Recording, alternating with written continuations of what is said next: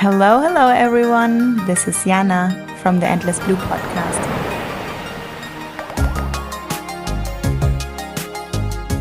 We explore the benefits of diving into the ocean and into yourself.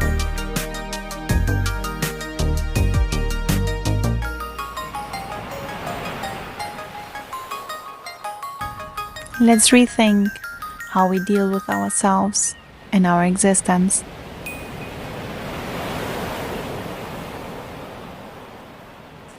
Hello everyone. Hope you're fine.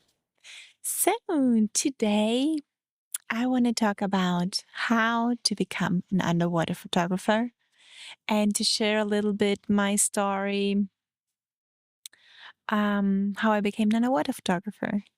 So, actually, I studied in Munich photography, and it was like more like a coincidence than a choice from me. Um, a friend of a friend came by, and she was a photographer in Munich working, and she just asked me, "What are you gonna do after school?" And I said, "I don't know." And she told me, I just opened a photo studio in Munich. Why you don't come by for an internship? And like that it went.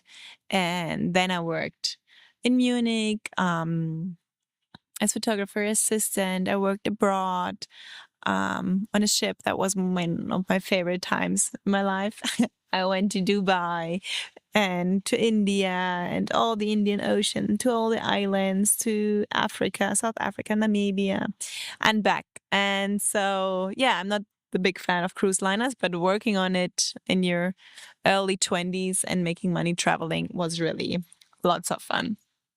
And yeah, and then I came back and then I studied photography in the university. And after having finished, I made one project which I really, really loved. I did a lot of projects actually, but like one which really resonated with me, and that was my bachelor thesis. I went with Tommy to the Amazon, to Ecuador, and shoot there an indigenous tribe.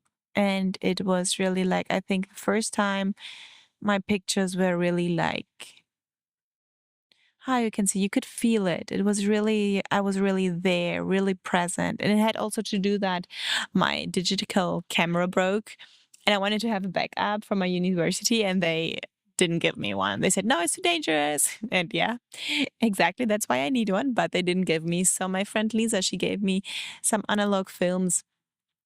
I was like 20, gave them with me and said, okay, there's your backup camera. And I had a Canon AE1.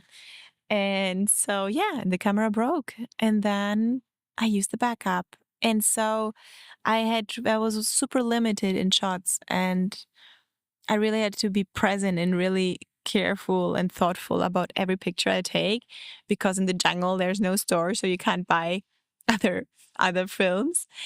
And actually, in the end, I managed to let fly in like, I don't know, like 5 or 10 more films.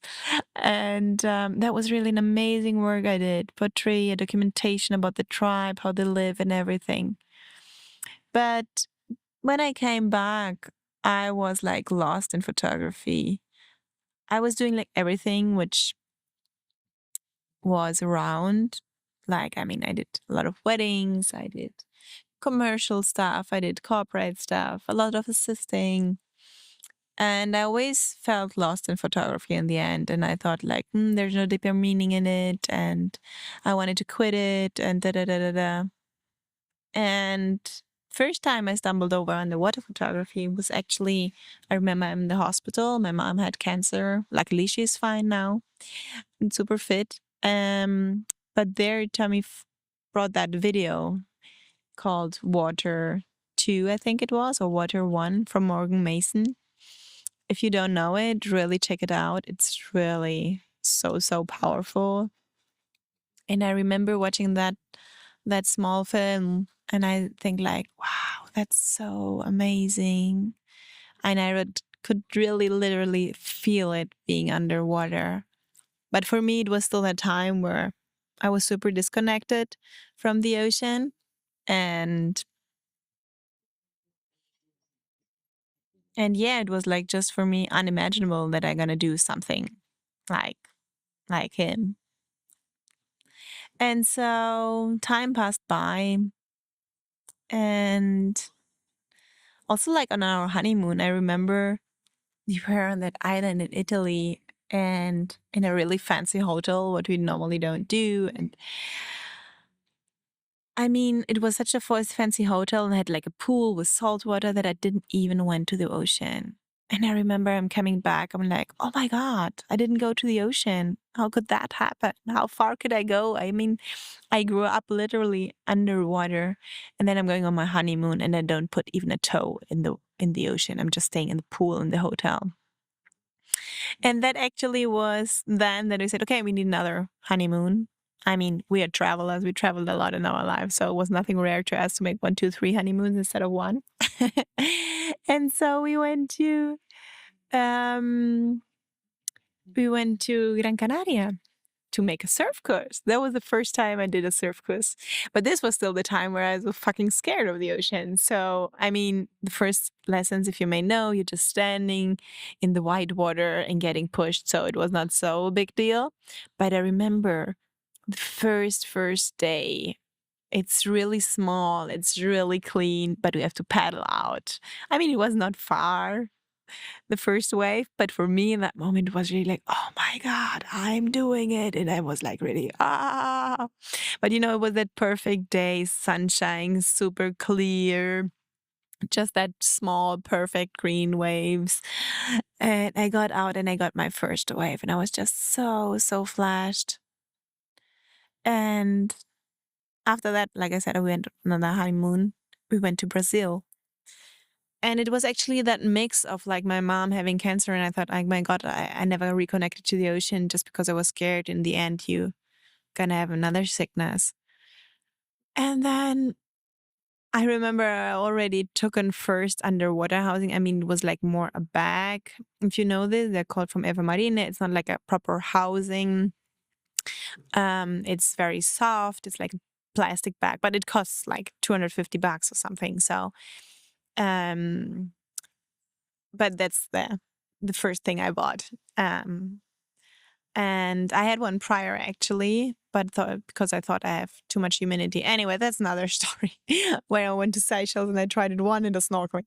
But yeah, okay, I'm packing my underwater housing. We're going to Brazil to surf. I'm damn it scared, but like that situation really like woke me up. Like, oh my God, you're gonna miss out on your life, and then yeah, really something bad can happen. You never did what you do.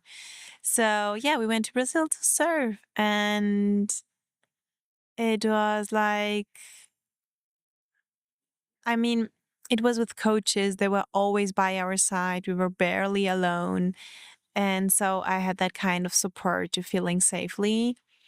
As soon as I was so alone, I of course would panic all the time and stuff, but we were pretty much really covered and also like very close to the beach. I mean, we were beginners, so it was pretty manageable. But anyway, I took the camera one time underwater and visibility was so bad, so I couldn't catch a thing. Long story short, um, that was like my start to underwater photography. And then, yeah, some years later, we decided to go to Portugal, right, to make a master. And I thought I'm going to reconnect to the ocean. And I did. But my first attempt was like, hey, I'm going to Belas Artes and I'm going to do something about plastic. And my professor told me, no, look for something that's undiscovered still. And me being still with that damn it fear of the ocean, sometimes going back, panicking, being okay, panicking, being okay.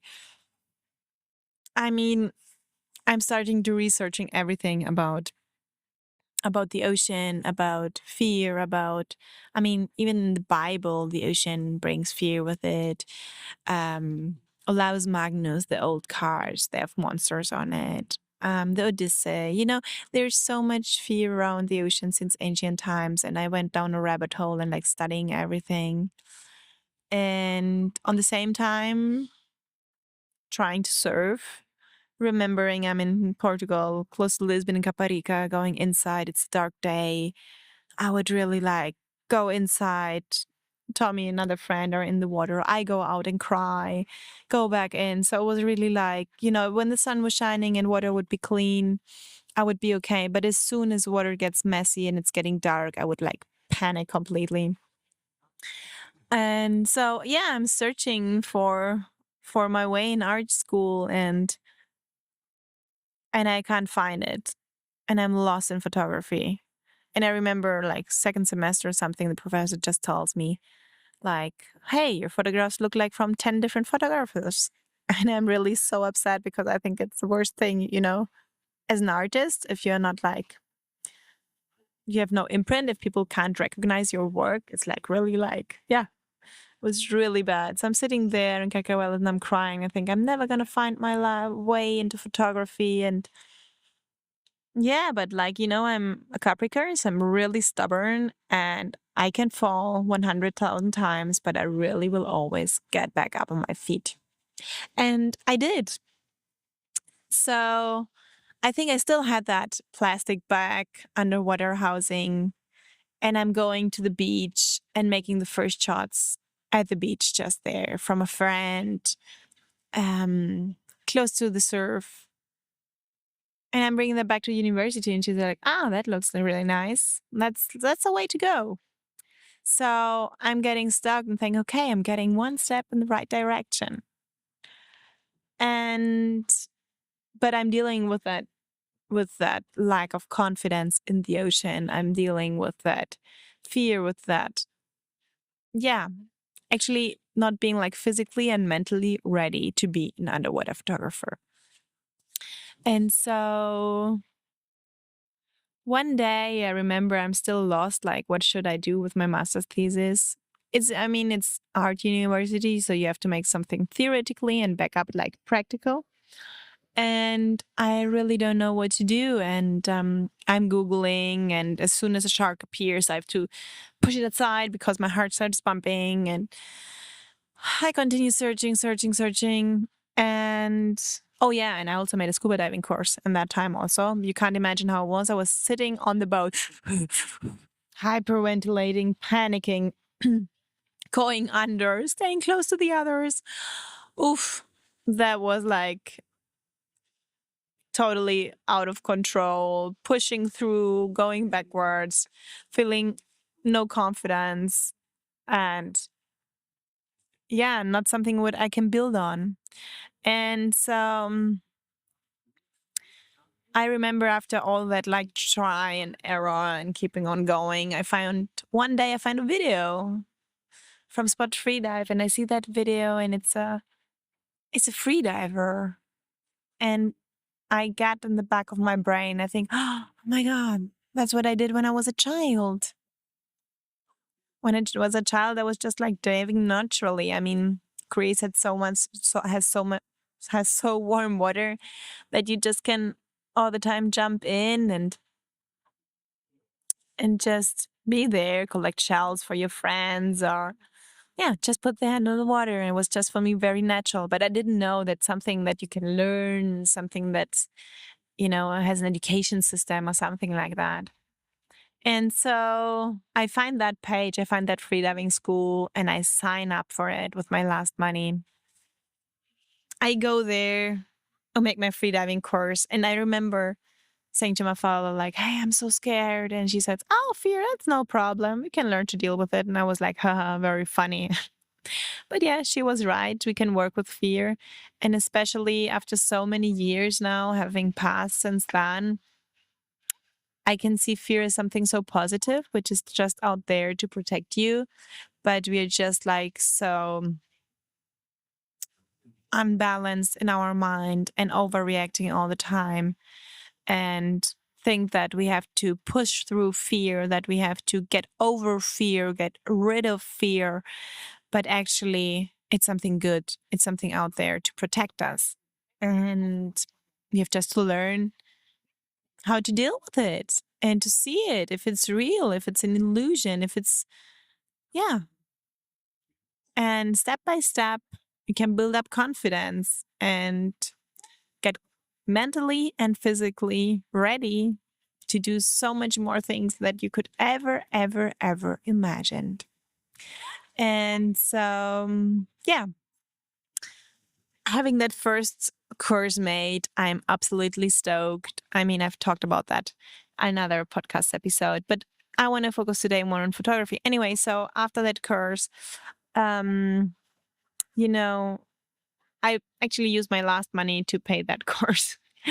And I want to do something in art university with underwater photography. So I come another day for a fun dive and I ask her and say, like, hey, I want to do my final master thesis about freediving and I don't have a wetsuit. I don't have an underwater housing. I don't have the material. Do you maybe know how I can get, like, I don't know, cheap material? Can I buy like more classes that it's getting cheaper? Is there any way to do that? And she said, okay, I'm going to think about it. And okay, I go home and there doesn't pass much time. I get an email from them, from a follower, and she just says me, hey, you know what? We're going to cover, you can come to dive as many times as you want. And we have another water housing for you. We have freediving equipment from you. And we just have to be tagged in the pictures and get the pictures, of course. And I said, oh my God, that's wonderful. Of course. And so that's how I started my way into underwater photography and the real thing. So every weekend when I could, 1 day, 2 days, I would be there in Sesimbra, which was like an hour drive, getting there, an hour drive back from Carcavelos, where I lived on the other side. And I was shooting. And I remember the first day I went, I totally forgot I was scared about the ocean. And I just went up and down to 15 meters like it would be nothing. And my father just said, oh, you see, if you're talented, everything flows. And it was so crazy. It was just like so obvious that's my thing. And yeah, what I want to tell you is like if you want to become an underwater photographer, it's really about getting comfortable in the ocean. So after, starting to shoot, I just recognized after a while that I'm short of breath hold, I'm short of depth. I'm not in control over my breath. I'm not in control really about my positioning. It was much more like I'm going down, I'm shooting something on the way and something on the way up. So I decided to make the next level. So I made the AIDA 3 course, which goes to max 30 meters. I went to 25, 27, something around that. And I remember so clearly that after that course, I first time could get control, like really about, okay, I'm making control duck dive, I'm diving down, I take the camera in front, okay, I'm gonna take the focus, okay, I make a test of the illumination, I'm getting back up, I'm getting down. So it's like just felt so much more comfortable shooting underwater and so much more under control. I mean, underwater still there's so much things which are not under your control, you have to say. So the only thing what you really can be control of is about yourself, about your breath hold, about your breathe up, about your recover breathing, about your finning, your positioning. And yeah, and you just get that if you get more comfortable in the water. So when you're a photographer already, I really recommend you that you learn to dive, and first of all, without a camera before you get a big housing and everything, because diving already is a thing to learn. And then a lot of people, I knew one girl, she just bought an underwater housing straight away. And actually, I told her just try with a GoPro first time or something if you like it. And she didn't like it, so she didn't continue. And I mean, it's obvious. It's like overwhelming. So like in everything, I always recommend just like make baby steps. And I mean, underwater photography is really a lot of stuff what you had to learn, because you have to prepare first yourself, you have to calm down, you have to get rid of physical, mental, stiffness, stress, because everything costs oxygen. Then you also have to think about your shot, what you want to make. So it's like two things which you can train separately and then you can put them together. And it was also very interesting for me then after making my master thesis, delivering, I have a small book which I made, which is really beautiful. It's for free online. You just can Google my name and it's called Ocean Immersion. And, yeah, and then after that, actually, after making a movie also where I started filming, and filming is also like really much more challenging than shooting photos underwater. I went freediving rabbit hole down and I met the freediving instructor and I started teaching. And actually I took like a time off from shooting underwater. And I remember the first time I got a camera back in my hand underwater, and I had shot like quite a long time, maybe even almost a season. And I get the camera back in my hand and it's like, oh my God, that feels like completely so natural to me. And I could shoot, I could film. I was like, yeah, I was just like feeling like almost like being over or under the surface feels the same. Okay, that's a little bit too much. But no, I was really feeling like so, so, so comfortable.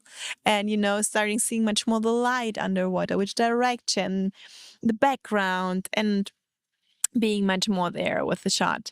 So yeah, and I really love shooting underwater. And I know times are crazy, and especially here in Munich.